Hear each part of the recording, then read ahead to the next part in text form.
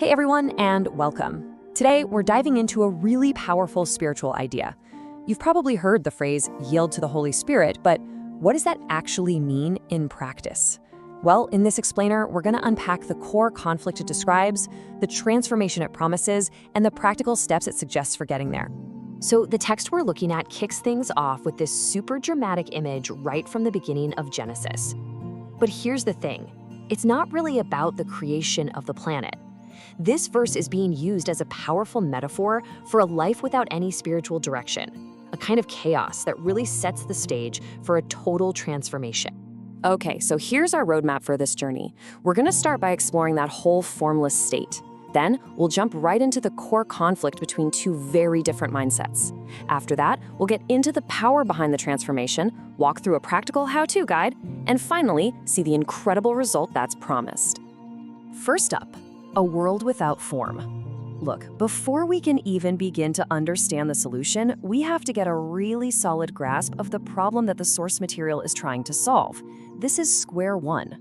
The text breaks that Genesis verse down into three key conditions. Without form is meant to represent confusion, void signifies a deep sense of emptiness, and darkness, well, that's a total lack of clarity. You put those together, and you get a picture of a life that's just chaotic, before any kind of divine intervention. What's really fascinating here is how this devotional defines emptiness. It's not just, a neutral space.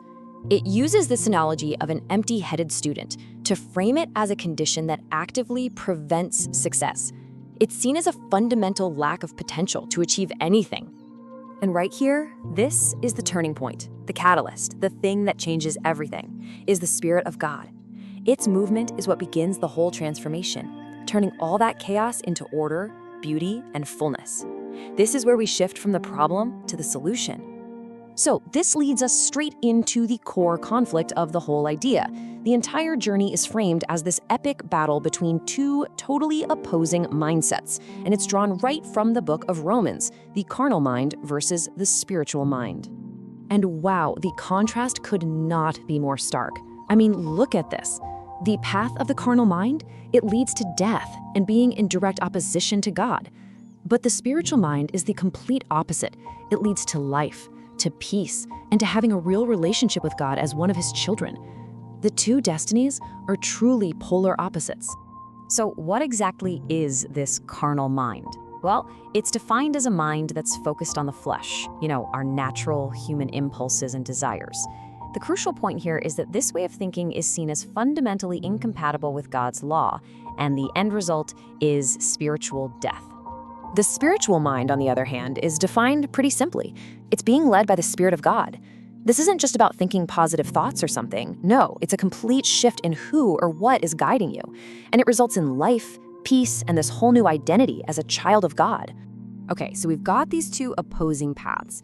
But how does someone actually move from the carnal to the spiritual? That's a huge question, right? Well, this next section gets into the actual mechanics of how that transformation is supposed to happen. The text really frames this whole concept of change around one massive fundamental question. What happens when a divine, supernatural force comes into direct contact with our normal, natural world and our human abilities? And the answer is just so simple and absolute. The natural has to yield. It has to give way. This is presented as a totally non-negotiable principle. When these two forces meet, the supernatural always takes precedence. To make this crystal clear, we're pointed to the story of Samson. So a lion, a very real, very natural threat, attacks him.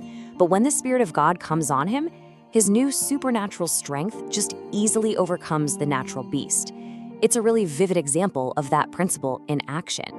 And here's where that ancient story is brought right into our lives today.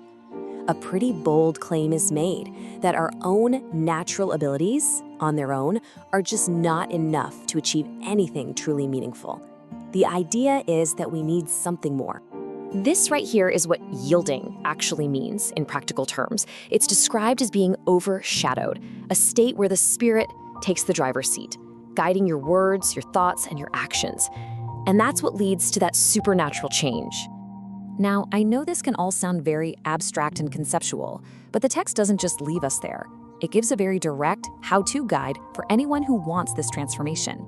So let's look at the actual steps it lays out. Okay, a 5-step process is laid out for us. It starts with the absolute foundation, surrender to Christ. This is the entry point, the first step for the entire journey. From there, it moves to an explicit request. You have to actively ask for the baptism of the Holy Spirit. The next 3 steps are all about ongoing discipline. Fasting is presented as a way to get your body to listen to the Spirit's leading. Diligent daily study of the Bible is to get your thoughts and mind aligned. And finally, consistent obedience to God's instructions. Well, that's about putting it all into practice in your daily life. And finally, we've arrived at the destination. After explaining the problem, the conflict, and the process, the devotional describes the ultimate result, the final outcome of this whole journey of yielding. This is it. This is the core promise. When a person fully yields and the Spirit moves powerfully in their life, the very boundaries of what we think of as possible start to shift. Things that seemed completely impossible before, well, they start to come within reach. And the text doesn't just leave the result in vague spiritual terms. It uses this very specific phrase, outstanding success. And it promises this outcome, not just in your spiritual life, but in all aspects of life for those who yield to the Spirit. So let's just do a quick recap of the entire journey we've covered.